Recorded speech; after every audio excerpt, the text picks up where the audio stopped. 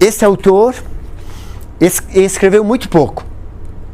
Se compararmos com os outros filósofos, praticamente aqui está, em filosofia. Muito pouco, e vários pensadores franceses dizem, ele escreveu uma centena de páginas, e após ele, foram escritas milhões de páginas sobre ele. Porque ele acertou a essência daquele momento. E a Europa estava saindo na filosofia do que era chamado de escolástica. Estava saindo também de um modelo científico. E todos lembram inúmeros problemas que os cientistas tiveram, tanto com a igreja, tanto quanto com os reis, para afirmar uma visão nova, um sistema novo. Sistema esse não mais agora baseado na tradição, na repetição, na autoridade e no passado. Mas baseado em quê? Ainda não tínhamos nada consolidado. E é nesse contexto que surge esse filósofo Descartes. Viveu poucos anos, se compararmos com hoje. Faleceu em 1650, viveu 54 anos. Uma vida relativamente intensa. Felizmente ou infelizmente, ele herdou da mãe, que faleceu cedo, uma certa herança, uma quantidade que deu a ele condições de viver somente para pensar. E constituiu uma bagagem econômica que deu a ele a possibilidade de viajar, de escrever e não pensar na vida prática e econômica. E, sendo de uma família de notáveis, ele foi enviado imediatamente, na idade para a formação, num colégio jesuíta, o melhor de toda a França, chamado La Flèche. E lá, também sendo filho de notável e por ser inteligente, ele teve um privilégio inédito. Ele viveu em internato ao longo de 8 anos, mas para ele não levantava às 6 horas, como todos os outros. Ele podia ficar na cama até às 10 horas da manhã, 11 horas, lendo, refletindo, e era aceito. Um privilégio que ele manteve ao longo de toda a vida dele, e inclusive quando ele faleceu, foi porque ele aceitou ir para a Suécia para participar da formação da rainha, que era uma amante da filosofia. Somente que a rainha, estando muito ocupada, disse: tem um pequeno problema de agenda.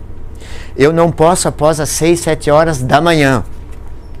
Minha formação tem que ser às 5 horas da manhã, 5 horas, 5 e meia.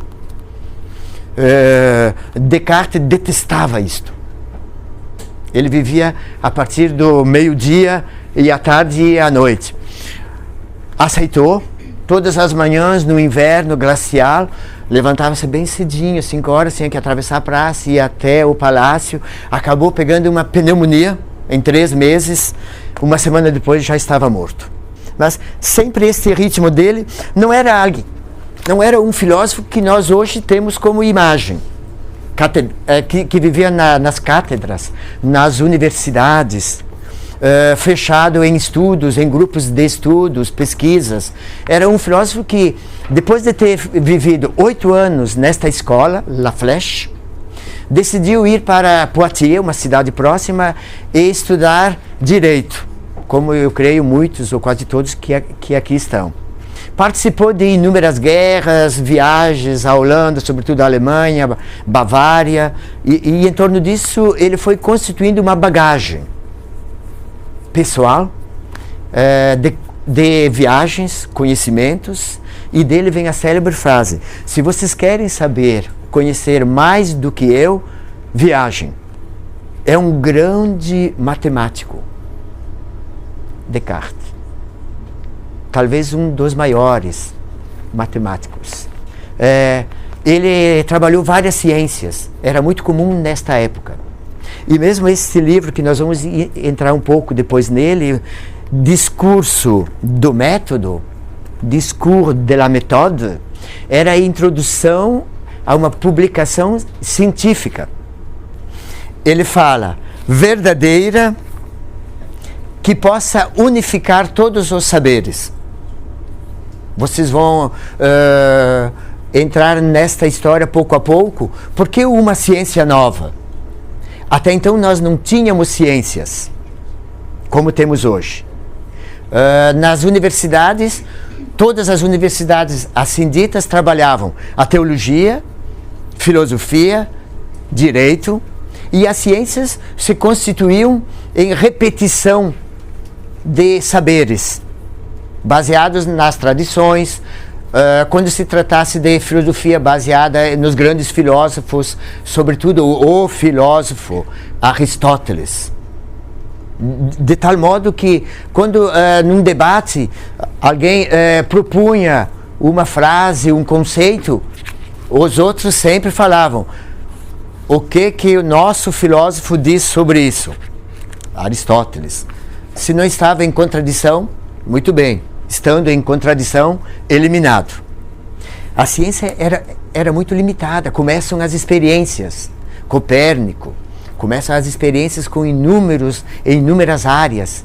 E vai começar uma divulgação e um trabalho de pesquisa. Mas todo esse trabalho não estava ainda fundamentado. Não estava ainda sistematizado. Como podemos fazer experiências? Qual é o fundamento disso? Não há experiência que se fundamente. É preciso buscar na tradição se isso existe. Quando os cientistas começaram a afirmar o Sol é o centro e os astros giram em torno dele, imediatamente as pessoas foram ver o que estava sendo dito no passado. Isso nunca foi afirmado no passado. As tradições não falam disso. Quando se tratasse também das religiões, isso não foi a nós revelado. Então isso não pode ser validado. Só podemos aceitar o que passou pela história, pela tradição e, sobretudo, pela autoridade. Descartes não fez outra coisa ao longo da formação dele que ler muito, estudar. A um dado momento, ele conta um bom sonho. Estando ele na Alemanha, voltando para a Holanda, num certo dia de inverno, ele disse: não tendo outra coisa a fazer, fiquei na casa, num ambiente super aquecido, certamente tomando vinho, refletindo. À noite, o ambiente estava muito ruim. Ele teve 3 sonhos. Os primeiros 2 sonhos eram pesadelos, onde ele se sentia ameaçado, perseguido, sonhos que misturavam, aquele pesadelo misturava imagens do colégio La Flèche com outras imagens, com afirmações, assustadíssimo assim estava. Voltou de novo à cama e teve um terceiro sonho, esse agradável. Diz ele que via livros de filosofia, de teologia, e uma voz que disse: o que você fará da tua vida? E a partir deste sonho, ele se convenceu que a função dele seria de trabalhar a filosofia. Encontrar esse fundamento seguro, certo, para fundar uma nova ciência, uma filosofia nova. Começamos uma nova história, não mais baseada na tradição, na história, na autoridade, revelações, mas agora baseada no sujeito. A primeira coisa que ele faz é colocar tudo em dúvida. Preconceito está baseado num conceito que não foi dito, mas que se perpetua de uma maneira sutil. Todos esses preconceitos, todas as afirmações, tudo isso devemos colocar em dúvida. Nada a partir de hoje é certo ou é errado. Vamos colocar tudo isso, vamos passar tudo isso pela razão. É um homem moderno, né? É um homem moderno. Hoje ainda trabalhamos com isso. A sociedade moderna está enraizada neste conceito, seja no direito, o indivíduo é o centro, né? O indivíduo aquele que vai decidir. Seja na economia, mais ainda. Na política. É o indivíduo que decide. Mas tem que passar pela decisão dele. Infelizmente, essa escolha nem sempre é clara. Muitas vezes repetimos os preconceitos, ou preconceitos no sentido de frases prontas, sem que essas afirmações tenham passado por um exame pessoal, racional. Bom, a dúvida é um método para se chegar à certeza, uma certeza infalível. Infalível.